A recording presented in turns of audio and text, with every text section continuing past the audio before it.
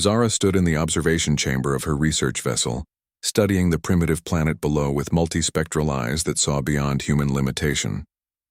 Earth hung in the viewport like a diseased pearl, its surface crawling with billions of genetically inferior organisms that somehow thrived despite carrying fatal flaws in every cell.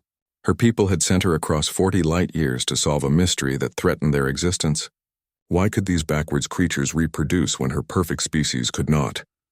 The crystalline console before her displayed genetic maps of the human female she would abduct tonight. Subject designation Lisa Morgan, age 32, occupation mechanical engineer. Notable characteristics included elevated stress hormones and recent surgical scarring. Zara's analytical mind processed the data with clinical detachment. This specimen was damaged, inefficient, already beginning the degradation process her people had eliminated millennia ago. Yet somewhere in that flawed genetic code lay the secret her species desperately needed. She initiated the extraction protocol without ceremony. The ship's quantum displacement field locked onto the target coordinates in a small town the humans called Riverside. Within microseconds, Lisa Morgan materialized in the specimen chamber, her primitive nervous system still processing the transition. She collapsed onto the sterile floor, gasping. Zara observed through the transparent barrier as the human struggled to her feet. The specimen was smaller than expected, her body showing obvious signs of wear. Scars marked her hands from manual labor. Her joints already showed early calcification. Her cells contained millions of replication errors. By any logical measure, this creature should not be viable. Yet Lisa's eyes held something Zara had not anticipated. Not fear, though the specimen's elevated cortisol levels indicated biological stress. Something else entirely. Determination. "Where am I?" Lisa demanded, her voice steady despite her situation. "Where's my daughter?" Zara activated the translation matrix. "You are aboard a research vessel. You will not be harmed if you cooperate with standard examination procedures." "I need to go home right now," Lisa said, moving toward the barrier. "My daughter is sick. She needs her medication in 4 hours or she'll have a seizure." The statement confused Zara. She accessed the specimen's full file. Subject has one offspring. Age 7.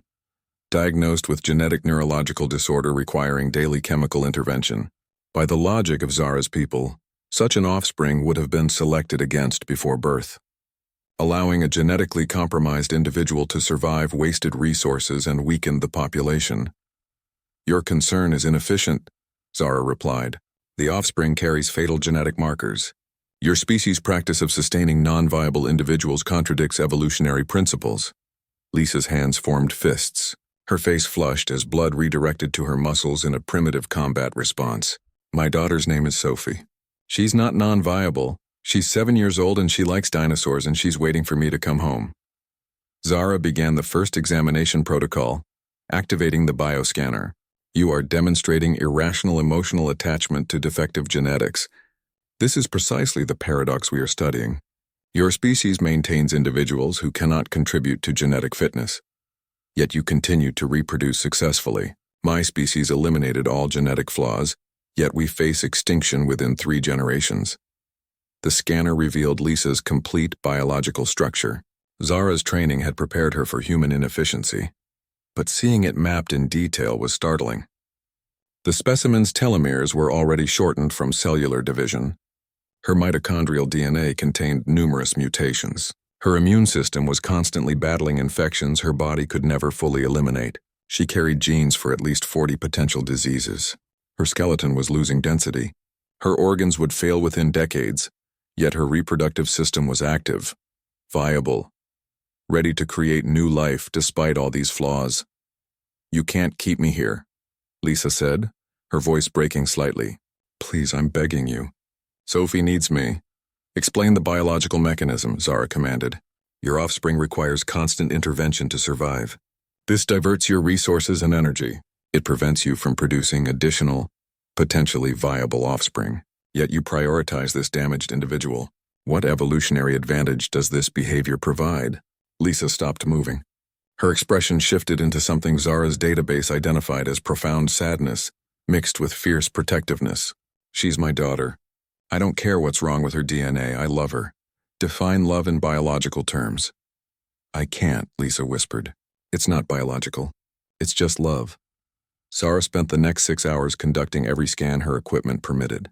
She analyzed Lisa's cellular structure, hormonal responses, neural patterns, and genetic sequencing. The data confirmed what her people had observed from orbit. Humans were catastrophically flawed. Their bodies broke down almost immediately after reaching reproductive maturity. They suffered from thousands of diseases. They died from simple infections.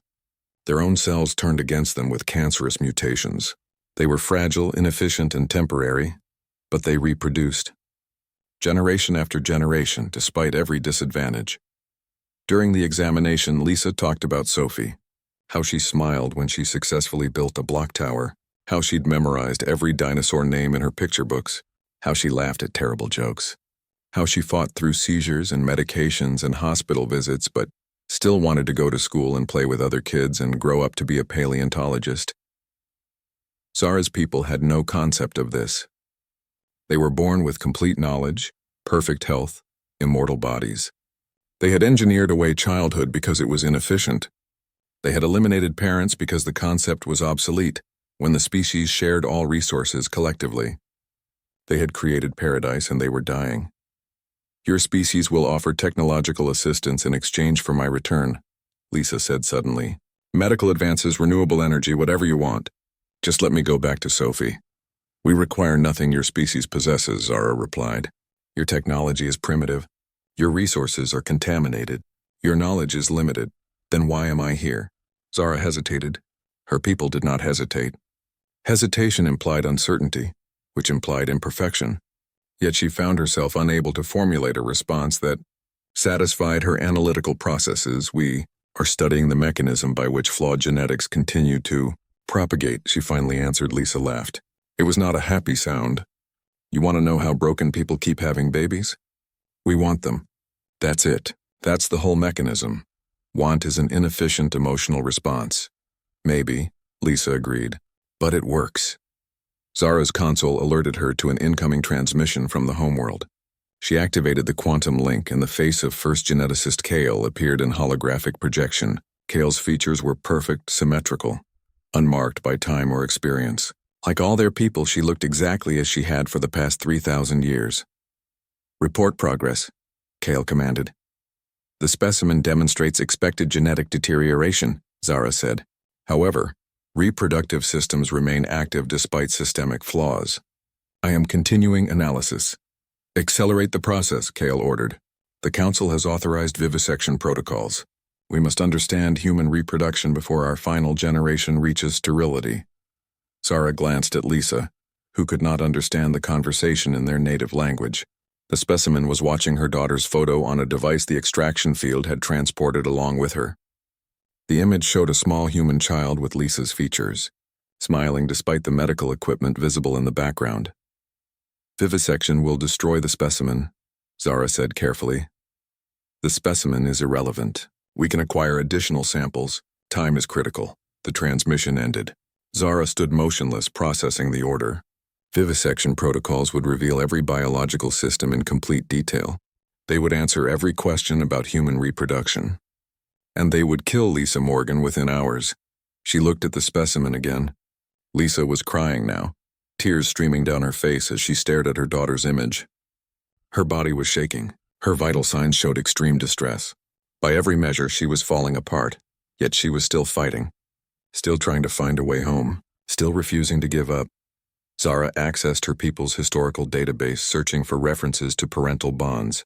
She found clinical descriptions of the breeding protocols used before genetic engineering. She found analysis of primitive emotional attachments deemed inefficient and eliminated. She found perfect documentation of how her species had improved themselves.